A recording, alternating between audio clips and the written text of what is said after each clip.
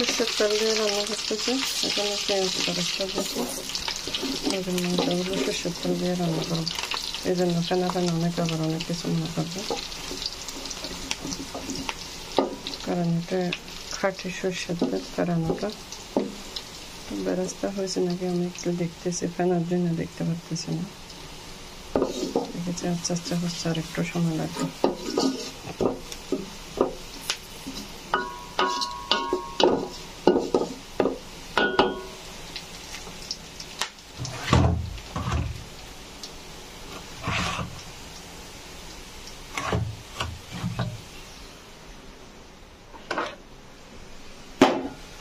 লবণ,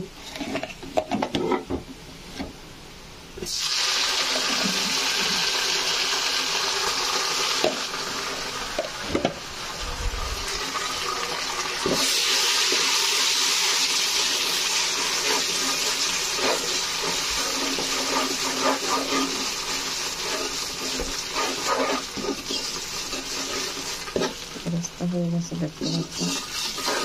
এখন লবণ দিয়ে দিয়েছি।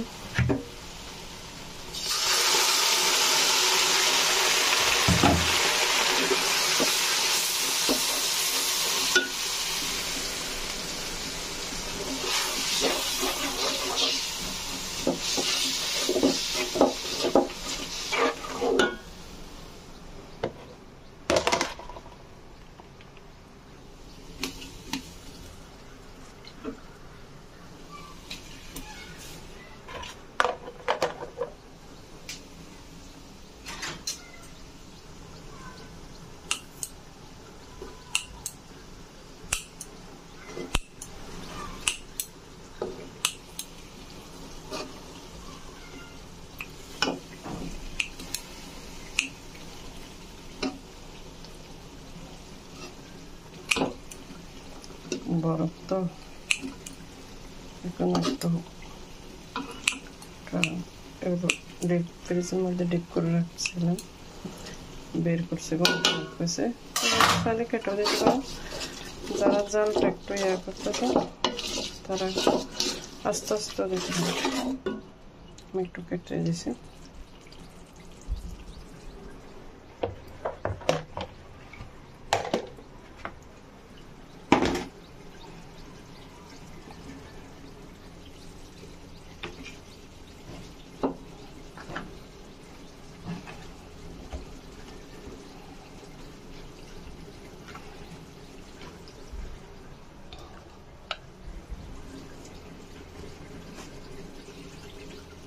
টেবিল চামচ, 2 টেবিল চামচ, 3 টেবিল চামচ।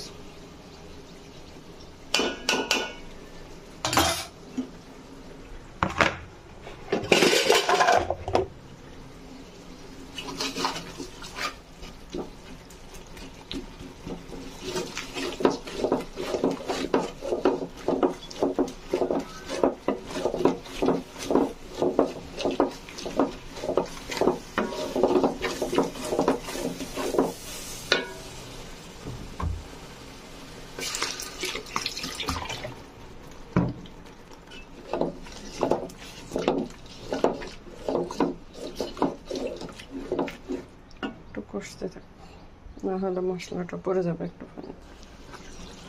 তেল বেশি উঠেছে, এখন দিয়ে দেবো মুরগি। বিসমিল্লাহির রহমানির রহিম বলে। এটা তো 5 কেজি মুরগি কিনছিলাম। সব কিছু মিলে সামলা কালে যতটুকু আছে ততটুকু পুরো মুরগি রান্না শুরু করলাম। মুরগির পাগুলো সহ দিয়ে দিচ্ছি।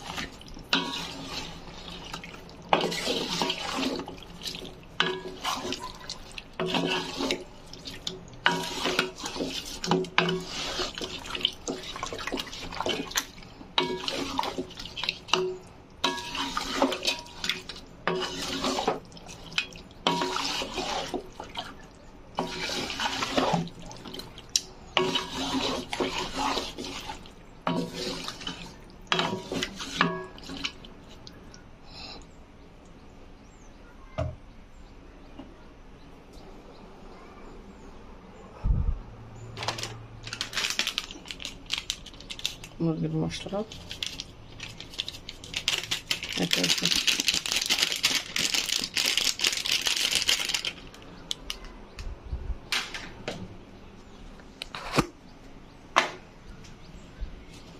গরম মশলা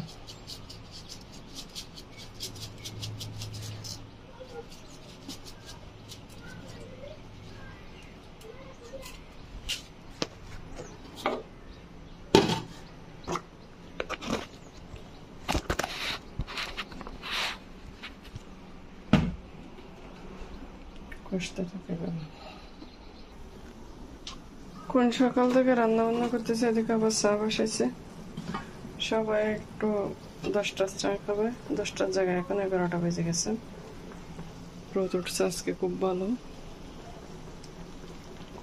মুরগির মাংস বসেছে, দেখুন বলক চলে আসছে। এরপরে সোনার ডাল দেবো।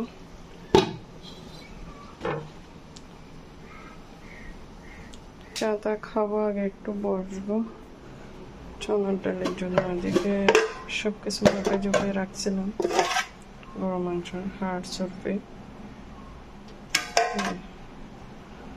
ডাল বাটা বের করে আগে আস্তে আস্তে একটু করে নিই। এখন দেখি আপনাদের সাথে শেয়ার করতে পারি কিনা। তো আপনারাও ভালো থাকবেন, সুস্থ থাকবেন। মোবাইলও চার্জ নেই, একটু চার্জ দিতে হবে। আমরাও একটা নাস্তা করে নিই।